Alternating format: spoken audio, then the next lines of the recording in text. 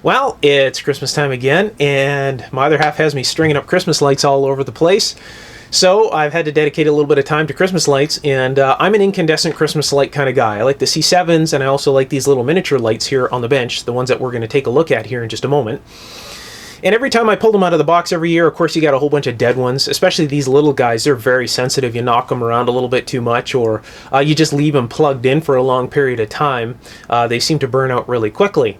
So this video is about showing you how to make these smaller incandescent strings last a lot longer and also make them just a little bit safer. So let's get into the video. This is the Christmas light string that I'm going to modify in order to increase the lifespan of my little incandescent style light bulbs. Now when I say incandescent style light bulbs, I mean that there's a hot glowing filament structure inside of this little glass case. This is not an LED or a light emitting diode. This really is an old-fashioned style light bulb. Now the way that these strings work is there's 50 of these bulbs in series, so they're all in series, and then there's another 50 bulbs in series. This is a string of 100, all right? So really what they've done is they've taken two Christmas light strings and woven them together to make 100 lights. So if you were to really think of this as plugging in two separate Christmas light strings to get 100 lights glowing is really what they're doing, except they're just using one plug to do it. So if I was to pull this one bulb out, 49 of these would go dark and the other 50 would just stay lit. All right, because that's on a completely separate circuit. So there's 50 in series, another 50 in series, and both those strings are in parallel. And that's how these work. Now you're probably thinking to yourself, well, if these things are all in series, how can one light bulb burn out and the rest of them keep glowing? Well, there's a really neat invention inside of this light bulb here and inside of all of these light bulbs, and it's called a shunt, and it's right at the bottom of the bulb here, right above the little glass bead that holds the filament structure. Now, if you look at inside of one of these light bulbs with a magnifying glass, you'll see a bunch of coils of wire in there. Now, what happens is when the filament structure opens up inside this glass bulb, that shunt shorts this bulb, allows the voltage to go through this bulb and into the next one, so you get to see which bulb is burnt out. If it didn't have that shunt, of course, all 50 and that one string would go dark, and you'd have a really rough time finding out which one's burnt out. So the upside of this shunt is it's very easy to find the bulb, and you need to replace them as soon as possible. The downside to this is if you leave these, what happens is when this shorts out, the voltage in the rest of the 49 bulbs is now up by 2.4 volts. If two bulbs short out, all right, say this other one dies and it becomes a shunt as well, now we have 4.8 volts. That's up amongst the other 48 bulbs that are left in the string. And it kind of keeps progressing and getting worse and worse and worse as more bulbs short out. And then eventually what happens is the stress on the rest of the bulbs, they can't take it, and then they just all go away. All of a sudden you'll see just a big flash and the whole string is just finished. So the whole string is gone. So the whole idea with these is to replace the bulbs when they burn out. You know, don't let them go, because if you just let them go, what ends up happening is, of course, you'll end up losing your whole string in really short order. And that's why it's so important nowadays to have a fuse inside these plugs. All right. So if you don't have a fuse inside these plugs, what you want to do is install some fuses into the line, or plug this into something with a really low amp breaker or fuse or something on it. These strings here, like this one here, is non-fused. Now, this year there's been an extremely large recall on these Christmas light strings, and I have a feeling it's because of the lack of fusing. You got to think to yourself here, if all these bulbs burn out and all those shunts close, you have a dead short from end to end. All right, so that's putting a heavy load on this. So the next weakest thing is either the shunt inside the light bulb has to vaporize, the wire will have to vaporize, of course, which is going to cause really big problems if you have this in a tree, or, one of the connections in here, or maybe even the little wires on the bulb in the socket here will have to burn out. And that really is quite a scary thought. So you want to make sure that all of your Christmas light sockets and everything all have fuses in them. If they don't have fuses in them, I really suggest that you do not use them at all.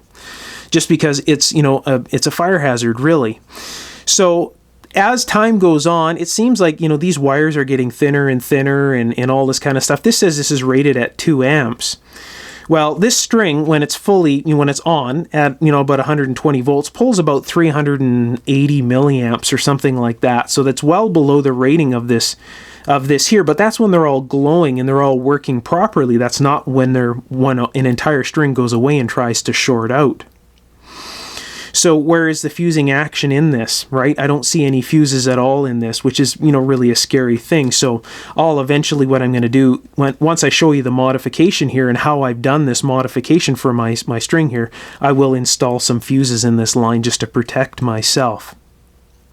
So again, make sure that your Christmas lights, if you have any modern Christmas lights, to check to make sure they should have a little sliding door here, and there should be 2 very small fuses inside. And usually what you do is you can push that door down and it comes out the bottom, and there's 2 very small little fuses. So check on that. Again, if yours doesn't have those very small fuses, I really suggest that you don't use that string anymore because it might be unsafe. So that's my take on this. At any rate, so next what we're going to do is I'll show you my little modification to dramatically increase the life of these little bulbs.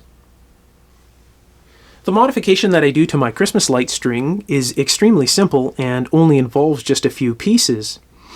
Now, this is a modification that I do for myself, and I'm not saying that you should be doing this in any way, shape, or form. If you're following along, you're doing so 100% at your own risk, and you're also assuming 100% responsibility for anything that happens from this modification or from anything in this video. You need to be extremely careful, and you need to know what you're doing whenever you're playing with 120 volts AC. There's quite a bit of risk involved. You can get badly shocked, or anything can happen, when you're playing with anything that plugs into the wall.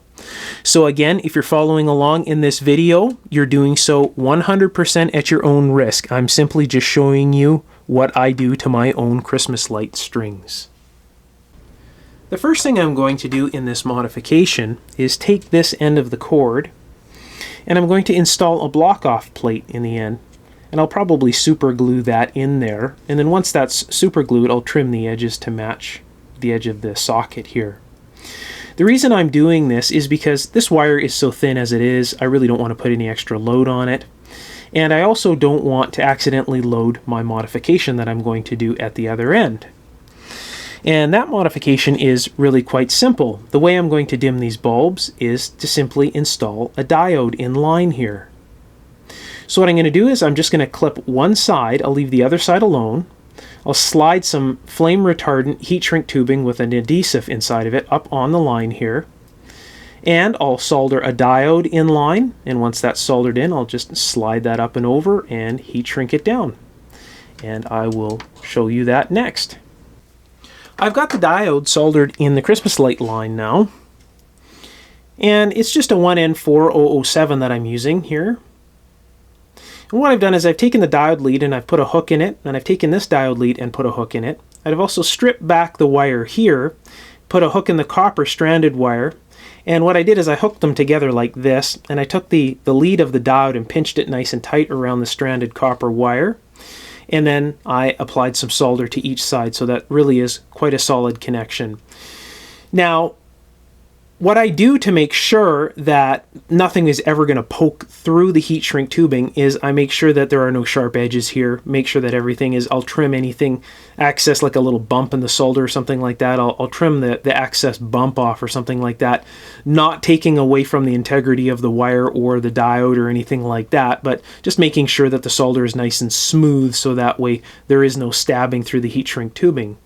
Now this is flame retardant heat shrink tubing with an adhesive in the center.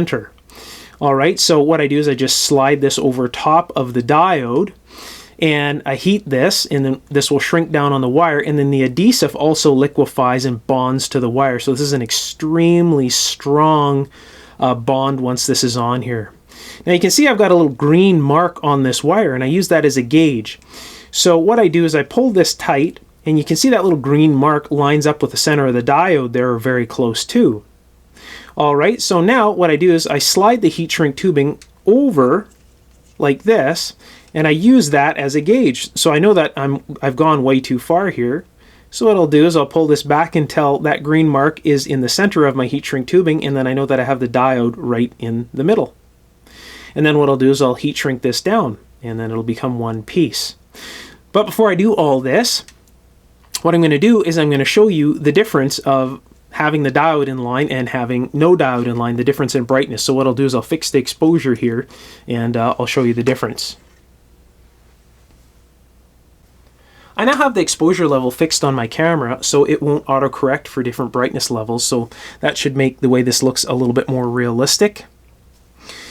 These two leads here run over to a variable power supply that's over on the wall here that has a variac and an isolation transformer on it. So that keeps this isolated from the mains while I'm bridging this diode in and out here to show you the different brightness levels. So this is set to 120 volts AC, just like the wall. Alright, so what I'm going to do is turn the light out, and I'll click on the variac supply here. And that's the brightness level through this diode with the drop. So what I'll do is I'll take this jumper, and what I'm going to do is I'm just going to bridge the diode out. So really what I'm going to do is, let's push this so I can get this a little more in the shot for you.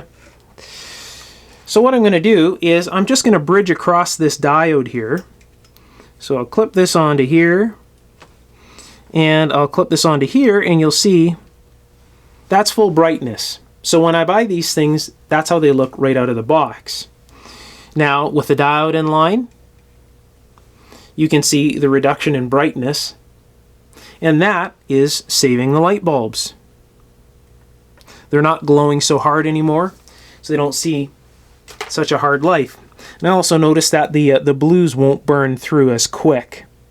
It's one of the big things when these bulbs burn very bright, the blues burn through. These have one season on them already, and this one's already done that, but I have a whole bunch of replacement bulbs, so I'll just replace these, and they'll have this really dark, vibrant blue color right here. So that's the difference. So this diode here doesn't even get warm. It stays pretty much just, oh, I would say maybe room temperature. I'll just shut the supply off here. And this is an isolated supply, so I can grab this like this. Both sides are shut off. Yeah, it's not even room temperature. So the diode stays nice and cool, and that makes me feel quite comfortable. If this diode was to be getting warm, or if it was to get even more than moderately warm, I would change that diode out to a bigger diode. But it doesn't even. Well, I would say that it's room temperature, the temperature that's in here right now, and it doesn't seem to get any hotter. So that's that. So really, the only thing left for me to do is to put a fuse in this line here. I might even install two fuses, one on each line here, or I may even just plug this into an externally fused outlet that I have. So I'll probably rate that outlet for 1 amp. So what'll happen here is when I plug this into that outlet, if it exceeds 1 amp on that outlet, it just goes away, and that's very, very safe. That's how I'll probably end up doing this. I have a whole bunch of glass fuses, and soldering glass fuses really is a bad idea because the solder on the inside of the fuse lets off, and sometimes they even pressurize themselves, and when you heat them up, the caps on the ends of the fuses pop right off. So I have a bunch of fuse holders, and what I'll do is I'll probably build that into an external electrical box and have that external electrical box sit somewhere so that I can use these lights and feel comfortable about running them. Because again, this string 100% needs a fuse in line with it, and I'm going to rate the fuse for this string for my own purposes at 1 amp, and that's it. This string runs at about 300, I would say 300 milliamps. The socket here says it's rated for 2 amps, so 300 milliamps, 300 plus, maybe we'll say 360 for argument's sake, is well below 1 amp, so that will be absolutely safe for this string, and that's an absolute value, so that that 1 amp fuse would go away if anything was to ever happen, and that would make me feel quite safe. Well, I'm back to stringing up some more Christmas lights. I hope you enjoyed this video. In the very near future, I'm going to introduce a thing called Quick Tips Tuesdays. And really what that's going to be is every Tuesday a short video on either an electrical or mechanical tip, something to help make your life just a little bit easier. So let me know what you think about that in the comments below. So if you enjoyed this video, please give me a big thumbs up and hang around. There'll be many more just like this in the very near future. So until that time, I'll see you then.